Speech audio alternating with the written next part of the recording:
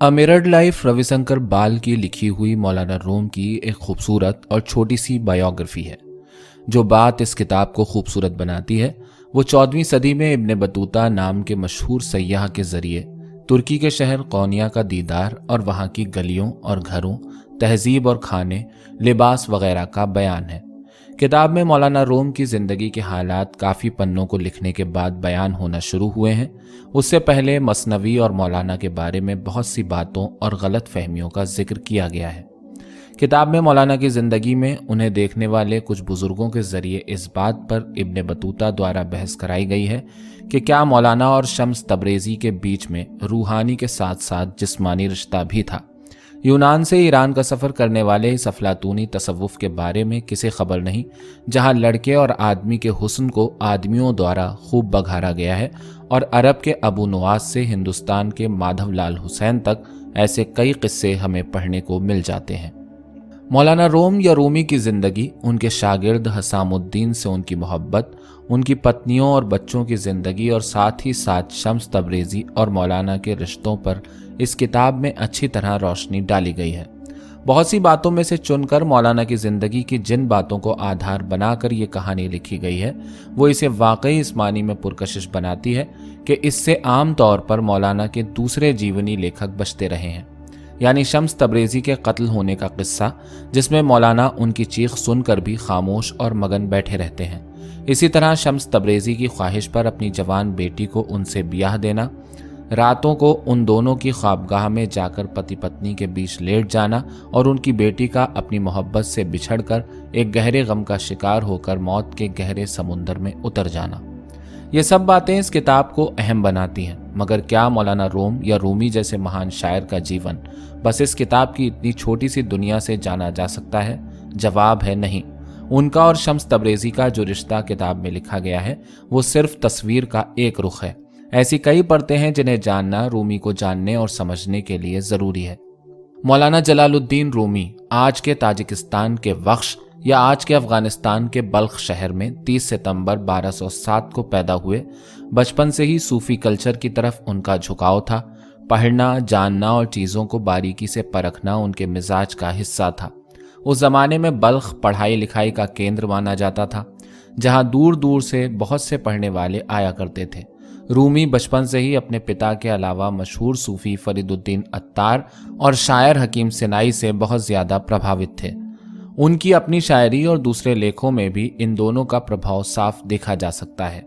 रूमी ने अपना पूरा जीवन फारसी सल्जुकी सल्तनत में ही बिताया और 17 दिसंबर 1273 को 66 वर्ष की उम्र में उनका देहांत हो गया। तुर्की के कोनिया में आज भी उनका मज़ार है, जहां उनके चाहने वाले दुनिया भर से वहां जाते हैं और इस अजीम शायर को याद करते हैं। शम्स तबरेज़ी और रूमी के मिलने के दो एक नहीं बल्कि कई किस्से अलग अलग किताबों में लिखे हुए हैं। उनमें से एक मशहूर किस्सा ये है कि रूमी एक दिन मस्जिद में हौज़ के किनारे बैठे अपनी कीमती किताबों को पढ़ रहे थे। शम्स तबरेज़ी कहीं से आ निकले और उन्होंने रूमी से पूछा कि ये सब किताबें कैसी हैं। रूमी ने उनके फ़कीराना कपड़ों और हुलिये को देखकर कहा कि ये सब कीलो काल यानी ज्ञान विज्ञान की बातें हैं, तुम्हें समझ नहीं आएंगी। शम्स ने यह सुनकर सारी किताबों को हौज़ में फेंक दिया। रूमी इस पर बहुत परेशान हुए और कहा कि इतनी नायाब किताबों को तुमने पानी में डुबोकर बर्बाद कर दिया। शम्स ने वो सारी किताबें हौज़ से निकालकर बाहर रखनी शुरू की। रूमी यह देखकर बहुत हैरान हुए कि उन पर पानी का एक कतरा भी नहीं था। रूमी ने शम्स से पूछा कि तुमने ये कैसे किया। शम्स जवाब में मुस्कुराए और उन्होंने कहा कि ये सब हीलो हाल यानी परमात्मा और उसके करीबी बंदों की बातें हैं, तुम्हें समझ में नहीं आएंगी। ये कहकर शम्स मस्जिद से निकलकर गायब हो गए। रूमी ने उन्हें तलाश करना शुरू किया मगर वो कहीं नहीं मिले और इस तरह रूमी उनसे दोबारा मिलने की ख्वाहिश में बेचैन हो गए। कहते हैं कि शम्स तबरेज़ी से मिलने के बाद रूमी की ज़िंदगी में इल्म और अक्ल यानी ज्ञान और बुद्धिमत्ता की जगह पूरी तरह इश्क ने ले ली थी। कहाँ तो पहले वो मौसीकी सुनना भी गवारा नहीं करते थे और अब राह चलते फ़कीरों से कव्वालियाँ सुन सुनकर झूमा करते। उनके पहनने, खाने, चलने फिरने, बात करने और यहाँ तक कि इबादत करने के तरीक़ों में भी बहुत फ़र्क आ गया था। रूमी ने शम्स के बाद अपने नमाज पढ़ने के अंदाज के बारे में ये शेर खुद लिखा था, बखुदा खबर न दारम जो नमाज में गुजारम के तमाम शुद रुकुए के इमाम शुद फलाने। यानी जब मैं नमाज पढ़ता हूँ तो मुझे खुद ये खबर नहीं रहती कि कब मेरी नमाज खत्म हुई और मैं किस इमाम के पीछे नमाज पढ़ रहा हूँ। कहा जाता है कि रूमी की जिंदगी में आने वाले इस बड़े बदलाव ने ही उनसे मसनवी जैसी मशहूर किताब लिखवाई, जिसके जरिए उन्होंने दुनिया में मोहब्बत के पैगाम को दूर दूर तक फैलाया। और आज भी ये किताब दुनिया में सबसे ज़्यादा पढ़ी जाने वाली किताबों में से एक है।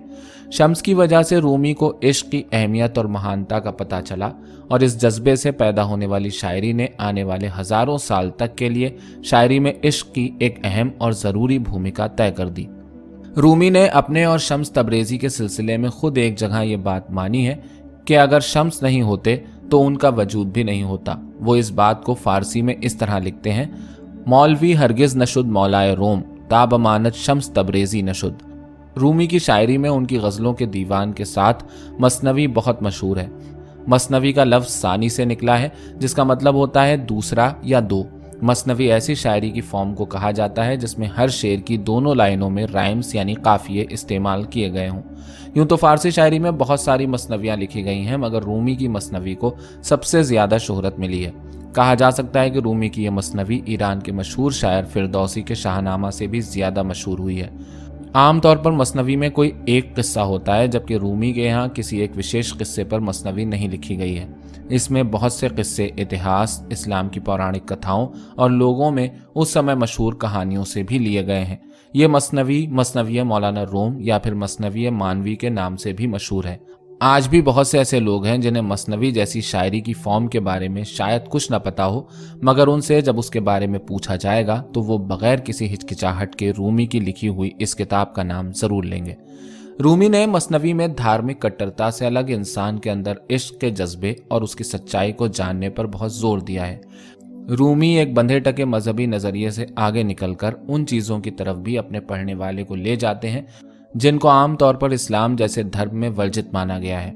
मौसीकी की जहाँ तक बात है, रूमी खुद ऐसी मौसीकी को पसंद करते थे जो सुनने वाले का परमात्मा से रिश्ता मजबूत करती है, और इसीलिए उन्होंने अपनी मसनवी में लिखा, बर समाए रास्त हर कस चीर नीस्त तो मैं हर मुर्गे के इंजीर नीस्त।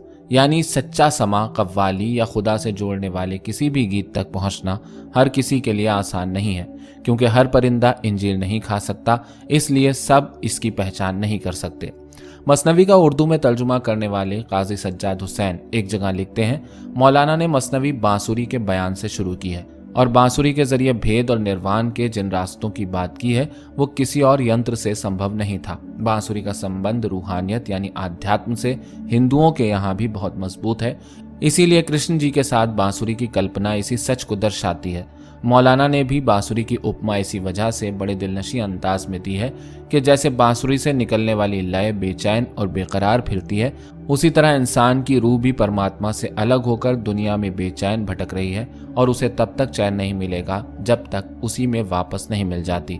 हिंदू धर्म के आवागमन के फलसफे को भी रूमी ने अपनी मसनवी में न सिर्फ माना है, बल्कि दुनिया में बार बार शक्ल बदल कर आने के अपने अनुभव को यूं जबान बख्शी है। हफ्त दर हफ्तात कालिब दीदाम हमचू सब्जा बारहा रुईदाम, यानी मैं इस धरती पर तरह तरह के रूप लेकर पैदा होता रहा हूँ, एक ऐसी घास की तरह जो मिटने के बाद दोबारा उगाती है। इल्म या ज्ञान के लिए रूमी ने इस बात पर जोर दिया है कि इंसान को इल्म किसी फ़ायदे या नुकसान को नज़र में रखकर हासिल नहीं करना चाहिए, बल्कि उसके लिए दिल में कुछ मालूम करने की, कुछ जानने की सच्ची ललक होनी चाहिए। वो कहते हैं, इल्म रा बर दिल जनी यारे बुवद, इल्म रा बर तन जनी मारे बुवद, यानी ऐसा इल्म जो दिल को रोशन करने के लिए हासिल किया जाए आपका सच्चा दोस्त होता है, जबकि ऐसा इल्म जो सिर्फ दौलत और शोहरत के लिए पाया जाता है एक सांप की तरह होता है जो अपने ही पालने वाले को एक दिन डस लेता है। इसी तरह इश्क के मामले में भी रूमी अपने माशूक की तस्वीर को दिल में रखने और उसके सामने कुछ न बोलने की वकालत करते हैं। गरचे तफसीर बयां रोशन गरस्त, लेक इश्क बेज़बां रोशन तरस्त, यानी इसमें कोई शक नहीं कि अपने दिल का हाल बता देना ऐसा है जैसे हम खुद को अंधेरे से उजाले में ले आए हैं, मगर ऐसा इश्क जिसमें दिल का हाल दिल में रह जाए वो ज़्यादा रोशन और सच्चा है। एक जगह इसी तरह कहते हैं, मिल्लत इश्क़ज़ हमा आलम जुदास्त, आशिकां रा मजहबो मिल्लत खुदास्त, यानी आशिकों का धर्म दुनिया में सबसे अलग है, क्योंकि उनके लिए उनका सारा धर्म बस उसी तक सीमित है जिससे वो प्रेम करते हैं और जिसे अपना खुदा या देवता मानते हैं। अगर ये कहा जाए कि रूमी उन चंद शायरों में से एक हैं जिन्होंने इस दुनिया से जितना कुछ सीखा उसके बदले में कहीं ज्यादा इसे लौटा दिया तो गलत नहीं होगा। उनकी शायरी इस बात की गवाह है, और उनकी मसनवी को तो इतना बड़ा दर्जा मिला है कि लोग आज भी उसके बारे में ये शेर पढ़ते हुए मिल जाएंगे। हस्त कुरान दर ज़बान पहलवी, मसनवी मौलवी मानवी। यानी मसनवी फ़ारसी भाषा में लिखी हुई एक ऐसी किताब है जिसे फ़ारसी में वही अहमियत हासिल है जो कि अरबी में कुरान को है। लोगों का ये स्नेह रूमी की शायरी के साथ साथ उनकी सहज भाषा और सुंदर शैली के लिए भी है, और ये मसनवी तब तक शायरी के आसमान पर सूरज की तरह चमकती रहेगी जब तक लोगों के दिल में दूसरों के लिए प्रेम और लगाव का जज्बा मौजूद है।